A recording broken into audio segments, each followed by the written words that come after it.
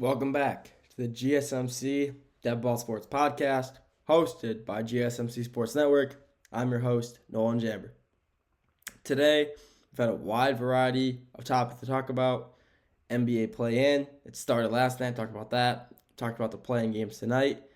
Talked about some NIL, the Detroit Tigers, and to end it off, we're talking the Charlotte Hornets. The Charlotte Hornets are one of the teams in the NBA. They are definitely one of the teams in the National Basketball Association. They, again, have missed the playoffs.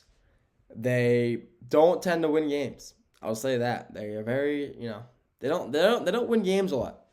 And there's a stat I saw yesterday, I want to say. The Charlotte Hornets this season, when they had LaMelo Ball,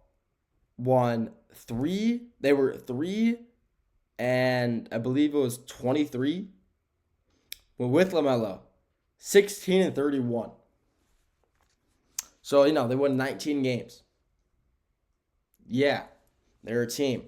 They're in the National Basketball Association. They're a team for sure. But they're just a team that has really no future ahead of them. They really don't. LaMelo Ball is the most unserious basketball player ever. He still drops, like 30 points a game. But as you can see by, the stats, he plays a lot, but it doesn't matter. Even when they had him, regardless, they had a losing season both times. 3 and 23 without him, that's a losing season, losing record. 16 and 31, that's also another losing record. I mean, the Charlotte Hornets are just I don't want to say it, but I will, a dysfunctional organization. They really don't have anything going on over there. Yeah, they got some pretty young stars. The kid out of Alabama last year, second overall pick, great player. I literally had his name. I was calling him Brandon Ingram. That was not his name. But I mean, he's a great player overall. He's a forward, a great shooting forward for the Hornets. However, that doesn't really. I mean, yeah, they got some good players. You got LaMelo Ball, obviously the shooting guard. One of the best shooting. I mean, he's low-key snubbed. I'm going to say that. He was snubbed of an all-star this year because of how good he was playing. But I believe they didn't choose him just because, this team is just not good. The team itself, the Charlotte Hornets, are not a very good team. He got another guy, Miles Bridges, another great player. He has been a good player his entire career in Charlotte. I mean, he puts up good numbers, puts up good double-doubles most of the time he plays. Another great small forward for the Hornets. You have a vet. You got Taj Gibson, who said in the interview the other day that these young guys who really want to come to Charlotte, it's a gold mine. He said, and I quote, "It's a gold mine." I don't really know what he's referring to by saying gold mine, but I'm assuming it's not a good basketball organization because the Hornets really just don't have a good basketball organization. I'm going to keep saying that. I do, Charlotte fans, they definitely do go through a lot having to watch. I mean, they do enjoy it. I've never seen a Charlotte Hornets fan that's really tired of watching the Charlotte Hornets. I guess they're just kind of used to it. Every time I've talked to one, they say, "Yeah, no, it's all right. I don't mind watching them." They're a fun team to watch. Don't get me wrong. They are a very fun team to watch. A lot of young stars, a lot of fun players, active players to watch who put up good numbers. But they just don't win games. Unfortunately, they just don't have the skill to win games. And that's the problem. They literally have no bench depth. Their starting five is all they have. Even with one of them being out, their second string, the bench players, their sixth, seventh, eighth man, just aren't good enough to help compete, to help them win games. And one of the problems with the Hornets, though, was the fact that Michael Jordan was the owner of that organization for a few years. He made horrible draft picks. Yeah, he's a phenomenal player. Michael Jordan's probably the greatest basketball player of all time. But he's definitely not one of the greatest basketball owners of all time. He was a horrible owner for the Hornets. Made horrible decisions, trading wise, drafting players. He never made a decision. He never drafted a player that panned out for the Hornets. He always ended up being a bust, playing bad, trading them, and then they went on to be successful somewhere else. I mean, it just does kind of suck, having to see a team have all these players. You got all these stars. Miles Bridges, he's a star. I would say he'd be a star. LaMelo Ball, he should be an all-star. He wasn't, but, that's the voters. That's the all-star committee decision. That's not mine. You got a pretty good vet. Taj Gibson's a pretty good, big for them. Yeah, he's pretty old, been in the league almost as long as LeBron has. But he's helped the team, he's definitely helped the younger guys around him, kind of translate their play to, the NBA, help them adapt to playing, NBA basketball. The record doesn't show it, but they could maybe be a good team within the next few years. Maybe. Will they? I'm not really sure. I don't really follow the Hornets too well. So, I don't go out of my way to watch them. But every time I see them posted, like on ESPN, it's either them losing by a lot or LaMelo Ball hitting a crazy shot. Just LaMelo has that signature one leg shot, shoot off his one leg and it goes in, the crowd goes crazy.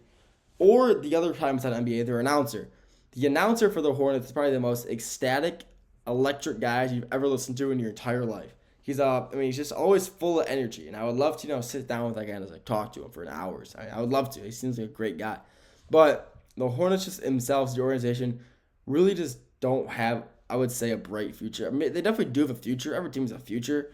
It's just a matter of if the Hornets will ever be, back to making the playoffs. They used to. They made the playoffs constantly for a few years ago. Make the play in a few times, playoffs. Really in the late 2010s. But ever since then, like since 2021, 22, they really haven't done much.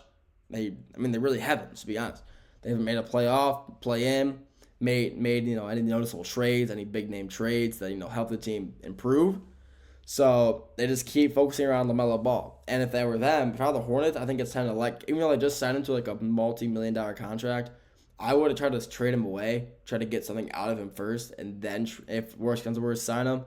But like I said, trade him if possible. Maybe try to trade Miles Bridges. I think he would be worth the trade. I think any team, yeah, he had some trouble in the past, but I think any team would see how he's a good basketball player and he has a good future ahead of him. And I do think the teams could see that and say, you know what, maybe we'll take a chance of them, trade him for, maybe a few picks, like a picker, second round pick or two, maybe a player. And the Hornets will take it. The Hornets are in rebuild mode for the past few years.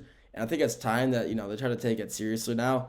They say, hey, we've been rebuilding for a few years now, and it's time that we try to, actually rebuild. Like, make an actual good rebuilding, organization, trade players, try to become, playoff team within the next 3 or 4 years, 3 or 4 seasons, and maybe try to get back to the way they were in the late 2010s, very early 2020s, in the 2021, 22, and that's it.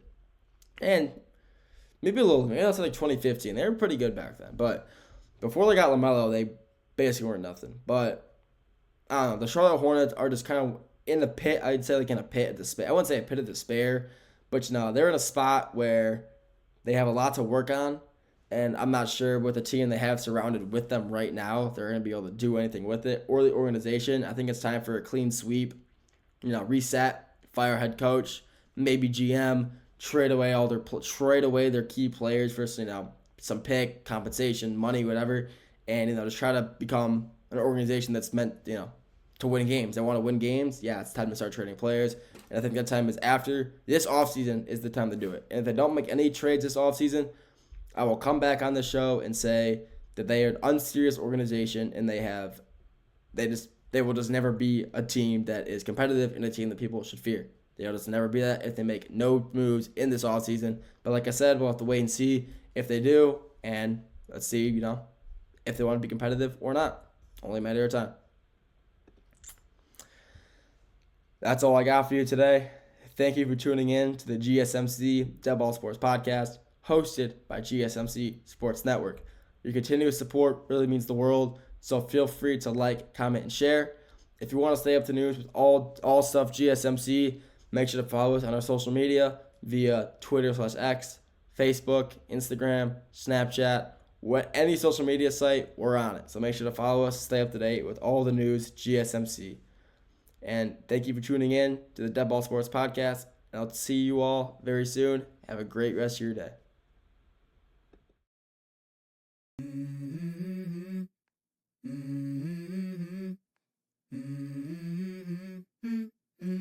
Let's go.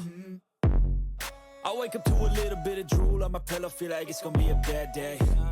Yeah, I'm tired of shit, and the coffee ain't hit yet. Damn, ain't that great. I don't wanna go to